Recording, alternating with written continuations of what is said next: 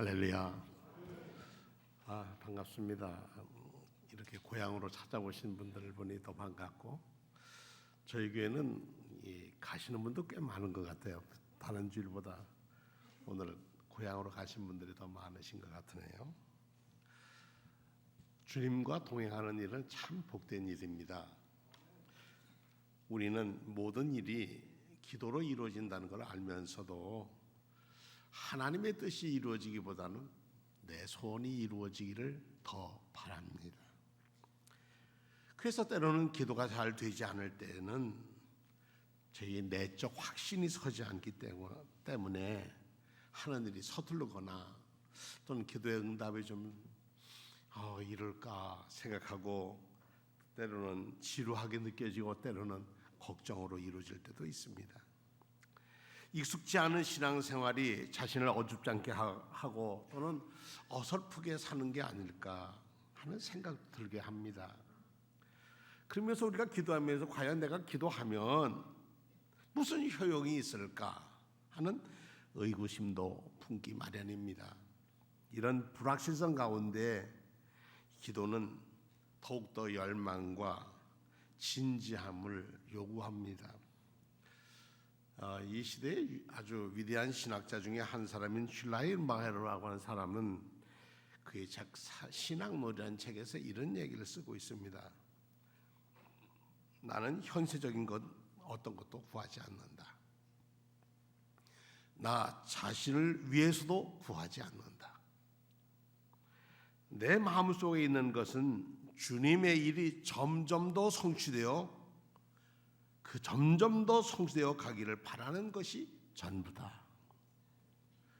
내 안에 하나님의 일이 더 성취되어 가고 확장되어 가는 것을 원한다. 내 마음에 어둠의 세월이 물러가고 주님이 다스리는 기쁨과 천국의 기쁨이 더 확장되기를 원한다. 그러면 다른 게 염려되지 않는다는 거죠.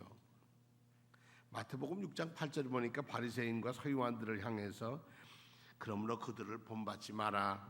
하나님 너희 아버지께서는 너희가 구하기 전에 너희가 너희에게 필요한 것이 무엇인지를 다 알고 계신다. 이렇게 성경을 읽어보면 기도할 것 없네. 하나님 다 아신다는데 무슨 기도를 해야 할까? 그래도 하나님이 알고 계신다 하더라도 기도해야 하는가 하는 질문에 대해서 에스겔 36장에는 이런 말씀이 있었어요. 주 여호와께서 말씀하셨느니라.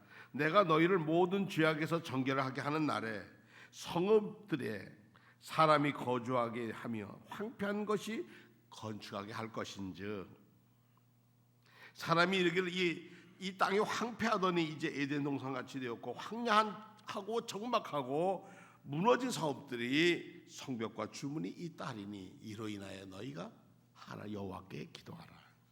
포로로 70년 가서 고생을 많이 하고 돌아왔어요. 돌아와 보니까 정말 담은 다 무너졌고 살 곳은 참 어려웠어요. 희망을 갖기가 어려웠어요. 부풀러서 이제 우리 노예가 끝났다, 자유민이 됐다. 그리고 바빌로니아에서 여러분 유대까지 얼마나 먼 길이에요. 그 길 가는데 그냥 곱게 지금처럼 고속도로가 있겠습니까? 하루에 얼마나 걸었겠어요. 피난 갈 때 보니까 첫날에는 아주 힘있는 장정이 하루에 많이 걸으면 100리를 걷는데요. 근데 이틀째 내려면 축 떨어지는 거예요. 왜냐? 능률이 사람이 점점 떨어지잖아요. 그래서 보통 순례자들은 하루에 20km, 많이 걷는 사람은 30km를 걷는다고 그래요. 그런데 그 먼 길을 고향에 돌아가 보니 집은 다 무너졌고 아무것도 없었어요. 그런데도 텅텅 비었던 곳에 돌아오는 그 포로로 묶였던 돌아오는 사람들이 가득 차게 되니까 활기가 넘치는 거예요. 살맛이 나는 거예요. 이로 인해서 기도하라 그랬습니다. 우리는 경험적으로 모든 것을 압니다. 아무리 우리가 기도한다 하더라도 종국에는 우리의 바람과 하나님의 계획이 일직선상에 되지 않는다는 것도 압니다. 자주 우리가 기도를 드려도 응답은 하나님 편에서 원하는 대로 이루어진다는 것도 압니다. 우리가 기도하면 그 기도는 응답을 받습니다. 하나님 우리에게 기도에 응답하시는 것으로 그분의 뜻을 이루어 갑니다. 우리의 상식과 이성을 뛰어넘는 일을 행하시는 분이기에 하나님의 뜻을 유지하면서 개별적으로는 우리의 기도에 응답하시는 전능하신 아버지이십니다. 하나님이 변하지 않는 뜻과 계획이 있지만 동시에 그 계획 안에는 하나님의 자유로움이 공존합니다. 하나님은 자기의 뜻을 세우시고 이루어 가시는 일에 있어서는 어떤 특정한 방식에 매이지 않습니다. 얼마든지 자유로우신 분이십니다. 왜냐하면 하나님은 진선미애의 근원이시기 때문에 그렇습니다. 사랑 그 본체이시고 자유 그 자체이시기 때문에 그렇습니다. 그러기에 하나님 안에서는 불가능이 없습니다.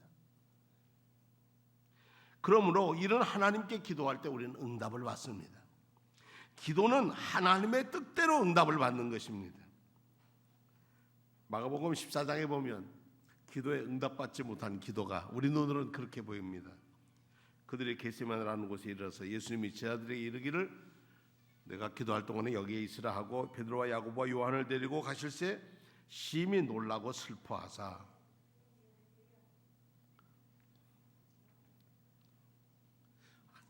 저분도 급한 전화예요. 급한 일이 아니길 바랍니다. 그냥 죽을 지경이에요. 기도하는데 이제 목숨 이제 내일의 죽음이 기다리고 있는데 기도는 어떻겠습니까? 요즘 그 죽음에 대한 것을 많이 공부하더라 하죠. 어떤 분이 세상을 떠나면서 그랬다고 그래요. 어떤 권사님이 아주 유명한 탤런트였는데 나 잘게, 나 이제 잠잘게 그리고 떠났는데 하늘나라에서 깼대요. 끝까지 자기의 삶을 하나님 품에서 나는 잠이 든다. 그리고 나는 깨어나면 다시 하나님 나라에서 깨어날 거다. 이런 믿음을 가지고 떠난 사람들은 그 얼굴이 참 편하죠. 그런데 예수님은 좀 달랐어요. 입장이요. 그 제자들에게 이렇게 부탁을 해요. 내 마음이 심히 고민하여 죽게 되었으니 너희는 여기 머물러 깨어 있어서 날 위해서 뒤에서 기도 좀 빌어줘. 조금 더 제자들과 따라 땅에 엎드려서 이 때가, 이 죽음의 때가 자기에서 지나가기를 기도했다. 그리고 간절히 한 기도가 이렇게 있습니다. 아빠 아버지여, 아버지께는 모든 것이 가능하오니 이 잔을 내게서 옮기시옵소서. 그러나 나의 원대로 마옵시고 아버지의 원대로 하옵소서. 그러니까 아버지의 원대로 응답은 된 거죠. 죽음이 아버지의 십자가가 아버지의 응답이었어요. 이것을 3차례나 반복을 했다는 거예요.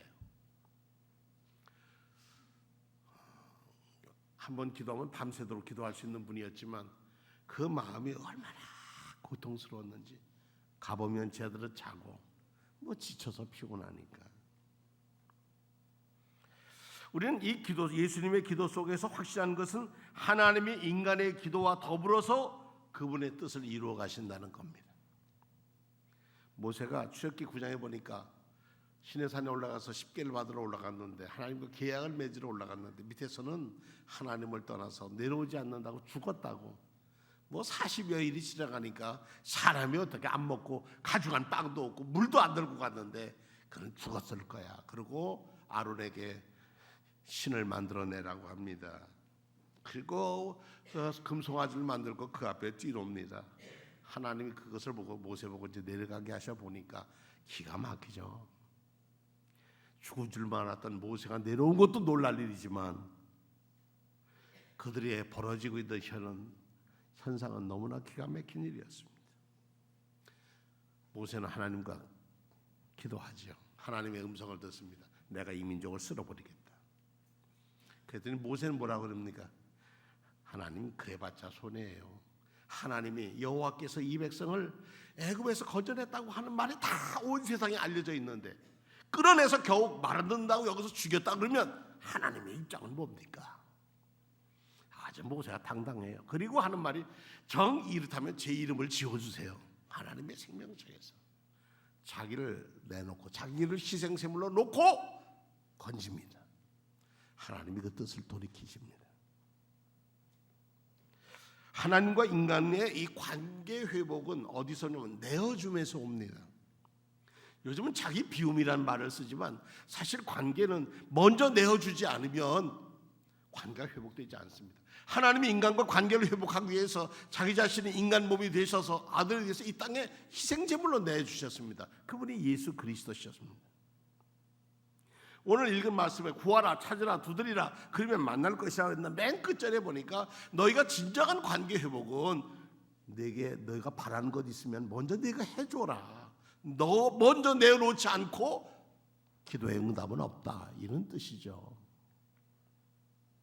그러기에 믿음의 사람들은 받는 사람이기보다는 오히려 내어주는 사람들이고, 그들의 삶 속의 가치의 기준은 이득이 되느냐 출세가 되느냐가 있는 것이 아니라 옳으냐 그르냐에 있다는 겁니다. 조금 더 나가면 그게 하나님의 뜻이냐 아니냐를 물어야 하고 그것이 기준이어야 한다는 것입니다. 우리는 옳은 일을 해야 합니다. 이것을 추구할 때 하나님과도 믿음으로 올바른 관계를 유지할 수가 있습니다.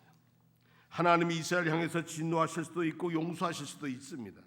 모세의 기도 후에 하나님의 자비하심이 닿았고 백성의 죄악을 용서하셨고 진노를 거둔 후에 그 백성을 다시 광야로 내몰았습니다. 그리고 다시 훈련하게 하셨습니다. 우리의 기도로 인하여 하나님의 뜻을 변하게 할 수는 없으나 그의 의향은 바꾸게 하실 수 있다는 것입니다. 다시 말씀드려서 우리가 순적히 하나님의 뜻을 이루어 가느냐 하는 것이 우리 기도의 응답에 달려있다는 것입니다. 데살로니가전서 4장에 보니까 그러므로 형제들아 끝으로 우리 주 예수 그리스도 안에서 너희를 구하고 고면하노니 너희가 마땅히 어떻게 행하며 하나님을 기쁘시게 할 수 있는지를 우리에게 배웠으니 너희가 행하는 바라 더욱 많이 힘써라 그랬어요. 그리고 5장 16절에 가면 항상 기뻐하라 쉬지 말고 기도하라 범사에 감사하라 이러고 이어서 말씀을 하십니다. 우리가 기도하지 않아도 하나님은 당신의 뜻을 이루어가지 않겠는가 하는 생각도 들 수 있습니다. 이렇게 사는 이들은 자유인의 삶이 아니라 노예의 삶입니다. 하나님이 하시겠지, 그럼 우리는 노예의 삶이에요. 우리의 간구, 우리의 의지가 하나님께 전달된다는 것은 하나님의 뜻과 방향이 달라진다고 하는 것입니다.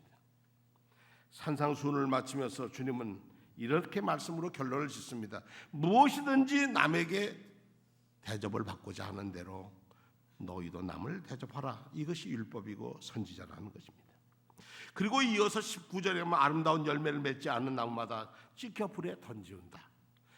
이러므로 그들의 열매로 그들을 안다. 이렇게 말씀하십니다.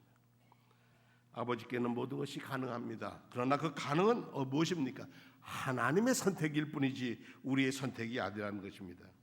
구하라 찾으라 두드리라 그러는데 목적어가 빠졌어요. 성경 읽다 보면 뭘 구하라든지 말이에요. 그래 뭐 때문에 기뻐하라든지 말이에요. 무엇으로 두드리라고 그러는데 목적어가 없어요, 문장에. 가만히 생각해 보니까 무엇을 찾고 무엇을 받고 무엇을 두드린다는 겁니까? 하나님의 뜻을 두드리라는 거죠. 하나님의 뜻을 구하고 하나님의 뜻으로 기뻐하고 하나님의 뜻이기에 두드려서 응답 될 때까지 애쓰라고 하는 것이죠. 기도를 통해서 우리가 무엇을 받는가 하는 것이 중요한 문제입니다. 오늘은 노예 한 사람을 소개하려고 합니다. 자, 사진 좀 비춰주실랍니까? 이렇게 생기신 흑인 노예입니다. 이 노예를 보고 이게 누군지 아는 분들도 아마 계실 겁니다. 이 사람은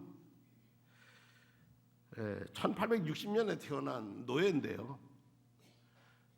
남부에 있던 엘레바마 자스키키의 도시에 있던 노예 아들로 태어났는데 어려서 부모를 잃었습니다.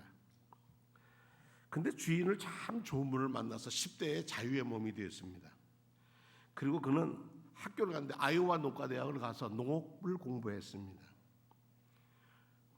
이 사람의 전공이 뭐냐면 농학입니다. 땅콩 농사를 짓던 사람입니다. 이 사람 이름이 조지 워싱턴 카버라고 하는 사람입니다. 미국을 식량 부족에서 가난한 나라에서 부한 나라를 만든 사람이 이 조지 워싱턴 카버라고 하는 사람입니다. 요즘 미국에서 알려지지 않았던 토마스 머튼이라는 사람이 교황에 의해서 알려지듯이 이 조지 워싱턴 카버는 위대한 사람이었습니다. 노예 아들이었고 어린 시절 부모를 잃었고 농장주가 정말 사랑스러운 믿음의 사람이었습니다. 그는 아이오와 농과대학 가서 공부를 했는데 그 당시 남부는 전부 다 목화를 심었습니다. 근데 목화가 이 땅에 양분을 많이 빨아먹는데 질소를 빨아들이는데 한 해, 두 해, 세 해 심으면 목화가 점점 작아지는 거예요. 그래서 어떻게 이 땅에 질소를 넣어주고 그래서 다시 땅을 회복시킬 수 있는가를 공부하다가 땅콩이라는 것을 발견했습니다. 아이오와라고 하는 주에는 올해는 콩 농사를 다 많이 졌는데 이 아이오와에 올해 지은 모든 콩을 중국이 다 샀다고 신문에서 봤습니다. 그만큼 콩은 질소를 오히려 땅에다가 줍니다. 그래서 사람들을 쫓아다니면서 목화 반 심고 이쪽에다가 조금이라도 땅콩을 심어보라고. 그래서 사람들이 노예 아들의 말을 듣지 않았습니다. 그런데 너무 어려우니까 조지 워싱턴 커버는 가서 자꾸 얘기하는 게 사람들이 그러면 해볼까? 그리고 반쪽은 목화, 반쪽은 땅콩을 심었는데 그 해 결례를 보니까 상상외로 땅콩이 잘 된 거예요. 그래서 사람들이 땅콩을 짓게 되니까 땅콩 농사만 많이 지니까 땅콩만 많아지냐 팔 데가 없어졌어요. 그래서 사람들이 또 조지 워싱턴 커버가 원망을 합니다. 야, 네가 땅콩 지라고 해서 땅콩에서 부자가 됐는데 땅콩이 됐는데 이거 어디에 쓰냐? 그래서 그는 그 연구실에서 연구를 했는데 땅콩으로 뭘 만들 수 있을까? 300가지를 만들 수 있다고 합니다. 여러분들 잘 아는 땅콩으로 만든 첫 번째 거는 미국 사람들이 잘 마시는 땅콩 버터, 땅콩 샴푸, 뭐 땅콩으로 만든 땅콩 기름, 하여튼 땅콩으로 만든 것이 300가지를 만들어서 그것으로 농업 1차 생산물을 다양하게 만들어서 사람들의 살 길을 열어주었습니다. 하도 유명해지니까 어느 날 그가 많은 사람들 앞에서 시카고에서 기자들하고 대화를 했습니다. 당신이 어떻게 이런 위대한 땅콩의 박사가 됐습니까? 이렇게 물었습니다. 그러자 이 조지 워싱턴 커버는 이렇게 얘기합니다. 저는 늘 하던 대로 새벽 일찍이 숲을 거닐면서 하나님과 대화하기를 시작했습니다. 창조주 하나님이시여, my creator, 창조주 하나님이시여, 우주는 왜 만들었습니까? 그리고 물었더니 야, 네 그 작은 머리 가지고 어떻게 다 알라고 그러냐? 너 알 거 없어. 그러시더라는 거예요. 그래서 그 다음에 또 물었다는 거예요. 하나님, 인간은 왜 만들었습니까? 그랬더니 또 하나님 대답이 네 작은 머리 가지고 어떻게 다 알려고 하냐? 그래가지고 그 다음에 물었습니다. 하나님, 땅콩은 왜 만들었습니까? 그랬더니 그건 네가 알아봐야 할 거 아니야? 그러고 말씀하셨다는 겁니다. 그 순간에 밭을 내려다보니까 밑을 내려보니까 땅콩밭을 지나가고 있습니다. 땅콩 뿌리채를 뽑아가지고 자기가 연구실에 가서 그때부터 땅콩을 연구해서 만든 것이 맨 처음에는 112가지를 만들었고 나중에는 300가지의 땅콩으로 만든 생산품을 만들어냅니다.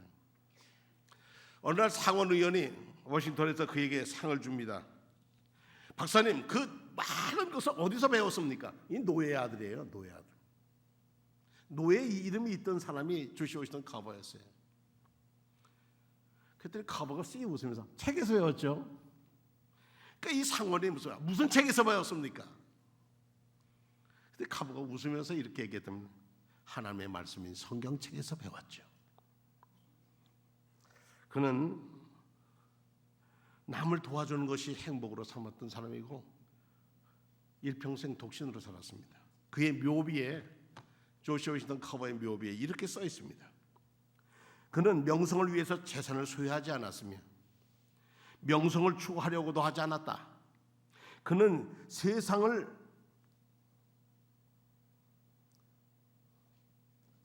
모든 일에 있어서 명예와 회복을, 세상을 돕는 모든 일에 있어서, 세상을 돕는 일에 있어서 행복과 명예를 발견했다.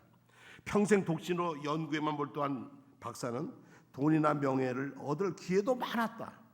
하지만 그는 발명한 기술은 물론 가진 것 전부를 나누어 줌으로써 세상에서 그 누구보다도 행복한 사람이 되었다. 무엇보다 그는 빈부나 직업에 상관없이 모든 사람을 겸손과 사랑으로 대하였고 그에게는 가난한 사람에 대한 연민이 있었다. 그의 유명한 설교에서 이런 얘기를 합니다. 여러분, 인생에서 얼마나 멀리 갈 수 있는지를 알고 싶으면 당신이 젊은이에 대한 애정을 갖고 배려하는가를 생각해 보십시오. 노인들에게 연민을 갖고 온정을 베풀었는가 찾아보십시오. 가난한 사람들에게 동정심을 가지고 대하였는가? 약자에게 관용을 베풀었는가를, 그것을 그의 열정을 가졌는가에 따라 인생은 달라지는 것입니다. 그래서 그의 이름은 세상을 돕는 일에서 명예와 회복을 발견한 사람이다 라고 인정받게 되었습니다. 기도하면 무엇이 이루어질 것 같습니까? 하나님이 이루십니다. 사람이라면 사람의 일로 우리는 탈진하게 되지만 사람이 하나님의 일을 하면 하나님이 그 일을 하십니다. 그로 인해서 우리는 우리에게 명예와 행복과 축복이 함께 오게 됩니다. 노예의 아들로 태어난 그는 노예로서의 삶이 아니라 모든 사람을 행복하게 해주는 자기의 삶을 헌신했습니다. 소금 인형이 있다지요.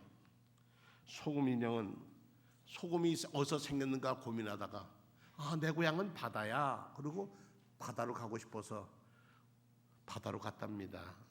바다에 들어가서 바닷물 속에 발을 담그니까 뭐가 없어져요? 발이 없어지고, 좀 더 들어가니까 허리까지도 없어지고, 이렇게 해서 나는 바다와 하나가 되는가 보다. 그리고 소금 인형은 행복했답니다. 추석 명절 고향에 잘 돌아오셨습니다. 여러분이 있게 한 그곳, 여러분의 삶의 그곳, 여러분을 있게 한 부모님, 형제 자매들과 더불어서 여러분들이 소금 인형이 되셔서 내가 있는 그곳이 서로 행복하고 화목하고, 여러분들이 오실 때 설레는 마음으로 가지고 오셨는데 돌아갈 때는 곧 배나되는 기쁨을 가지고 여러분의 삶의 일터로 돌아가시기를 주님의 이름으로 축원합니다. 다 같이 기도하겠습니다.